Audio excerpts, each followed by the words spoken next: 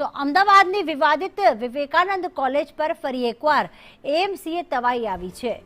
અગાઉ fire safety અને BU permission ન હોવાના કારણે સીલ કરાયેલી કોલેજને હવે ટેક્સ ન ભરવા બદલ ફરીથી સીલ કરવામાં આવી છે।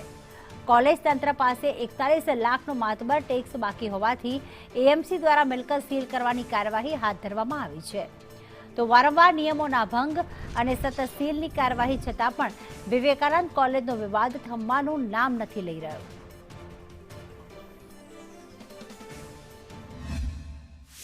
બીયુ પરમિશન, ફાયર સેફટીના અભાવ આવી અનેક વખત વિવેકાનંદ નગર કોલેજ જે રાયપુર ખાતે આવેલી છે તે સીલ કરીને કાર્યવાહી કરવામાં આવી। હવે ત્રીજી વખત સીલ કરવામાં આવી છે કારણ કે 41 લાખ જેટલો પ્રોપર્ટી ટેક્સ કોર્પોરેશનનો બાકી છે। જી હા, ફરીથી એક વખત વિવેકાનંદ કોલેજને સીલ મારવાની કાર્યવાહી કરવામાં આવી છે ટેક્સ બાકી હોવાના કારણે। જોકે વારંવાર થતી આ કોલેજ સીલના કારણે અનેક વિદ્યાર્થીઓના ભાવિ પણ બગડી રહ્યા છે। મહત્વનું છે કે ઘણી વખત ફાયર સેફટીનો અભાવ પણ આ કોલેજમાં ચેકિંગ દરમિયાન જોવા મળ્યો હતો અને સતત રાયપુરની વિવેકાનંદ નગર કોલેજ કાનૂની વિવાદમાં સપડાયેલી જોવા મળતી હોય છે અને તેના જ કારણે 41 લાખ જેટલો પ્રોપર્ટી ટેક્સ ભરવામાં ન આવતા કોર્પોરેશન દ્વારા સીલ મારીને કાર્યવાહી કરવામાં આવી છે। મહત્વનું છે કે વારંવાર આ પ્રકારે વિવાદિત કોલેજ હવે રહી છે અને સતત અલગ અલગ કારણોસર સીલ મારવાની કાર્યવાહી કરવામાં આવી રહી છે એટલે વારંવાર આ કોલેજોને તાળા વાગતા નજરે પડે છે અને તેના જ કારણે હાલાકી